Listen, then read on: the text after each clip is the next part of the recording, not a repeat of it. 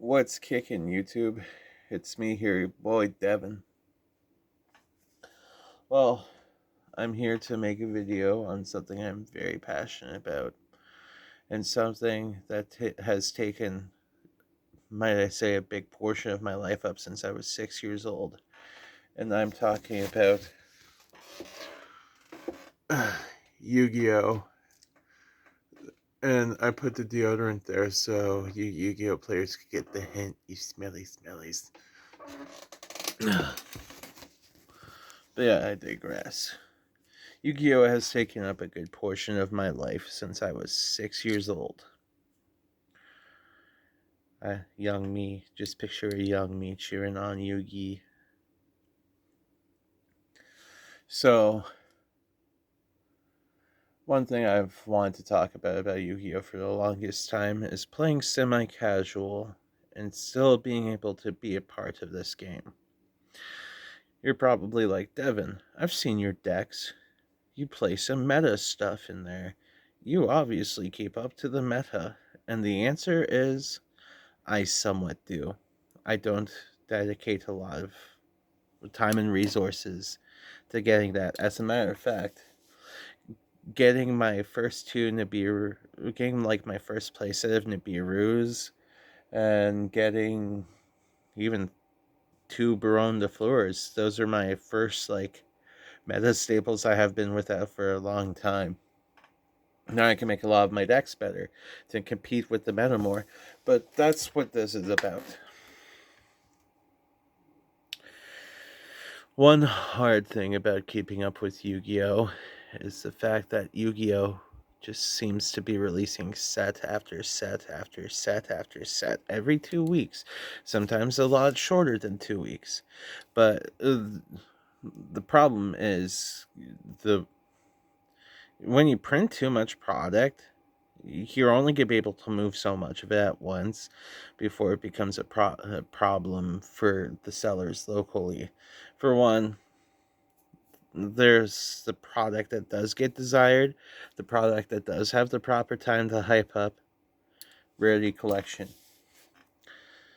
had several months of hype behind it. When we found out about the Legendary Collection back in, I believe, March, we've all been hyped up for the Rarity Collection. But along the Rarity Collection announcement, there was, of course, the start of the overprinting of product. There was 5 boxes in 1 week. There was 2 boxes in 1 week. There was a box every bi-weekly. There was a structure deck every like bi-monthly pretty much. And I know in this economy my broke ass can't buy that much cards. So how do I keep in with it? Well, the answer is one. You really gotta think hard. If you're playing this game, you really gotta come up with stuff that really breaks the mold. It really gets stuff done. I personally like to be as original as possible, and I like to steal parts of the meta decks and put them as part of my decks, because sometimes they suit a bigger purpose to my decks to make the decks I want better. Like, for instance, one of my most popular decks on YouTube right now going is my Kashtira Gate Guardian deck, or my Mech Lords. My Mech Lords, everybody loves those Mech Lords. I love those Mech Lords. My Mech Lords are a lot different now, but actually, they're probably the same as you saw them if you saw the video from like a month ago, 2 months ago. Yeah. But everybody loves the Mech Lords. I love the Mech Lords. And how did I make them better? Well, one, you gotta consider the tech choices. You gotta really, really think, because a lot of the problems we have these days have to deal with, say, the Rescue Ace, So you have to make sure to shut off turbulence, or you're basically jacked. You got to stop the horse package, or you're jacked. You got to stop. You gotta stop the Shizu tier elements package, or you're jacked. So you either gotta run skill drains, you either got to dimension shifter people, you got different dimension ground people. Fluunderies had the right ideas, but this is also one thing I got to bring up. Yu-Gi-Oh! For a semi-casual player has grown to a basic stalemate format, where basically you either win the die roll, you either fucking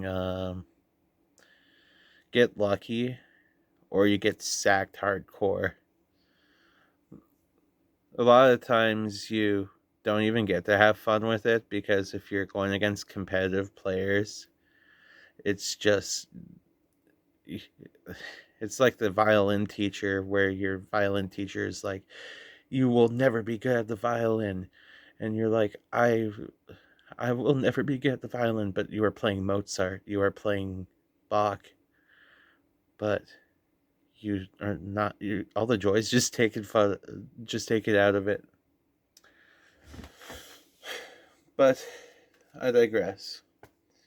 The one more thing that has kept me into Yu-Gi-Oh is one thing that has pretty much ruined the game for a lot of other people. The secondary and third market is absolutely bananas. Some cards are being sold for way more than they should. Oh, that lighting was perfect. And you just gotta capitalize on that. I've been good to capitalize on that since I was early into the game. I've been buying and selling cards since I was 11 years old. 11 years old. I have learned about card economics to the point where I was excited to pull Cardi when it was $44, because I knew it was $44. So besides buying and selling and just trying to keep up watching YCS videos, that is how, as a semi-casual Yu-Gi-Oh player, has managed to stay in the game even though it's a problem. I'm just stuck in this toxic relationship with Yu-Gi-Oh. We all are. We all love this game. We all want our game to do better, but at least we all we all we all gave it life. Kazuki Takahashi gave his life. I don't mind giving some of my life for him.